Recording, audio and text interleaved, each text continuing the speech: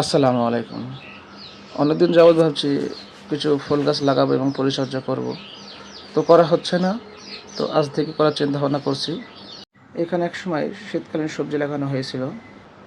এইটা আমার জবা গাছ। তো এই জবা গাছে অসাধারণ দুইটা বাবুই পাখি বাসা করছে। তো দেখাই আপনাদের বাবুই পাখি দেখার জন্য।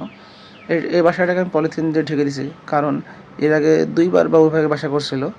তো দুইবারই আপনার বৃষ্টির কারণে গাছ ঝড় হয়েছিল, ঝড়ে এবং বাসা ভেঙে গেছিলো এবং ডিমও নষ্ট হয়ে গেছিলো। তো এবার চেষ্টা করছিলাম জনে কীভাবে রক্ষা করা যায়। আর এই বাবুই পাখির বাসাটা একটু উপরে করছে, এখন একটু বৃষ্টি হচ্ছে।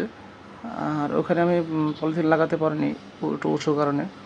তারপর চেষ্টা করে দেখবো যেন পলিথিন লাগালে যেন বৃষ্টি যেন তার বাসায় না পড়লে বাসাটা সুন্দর রক্ষা করা যাবে।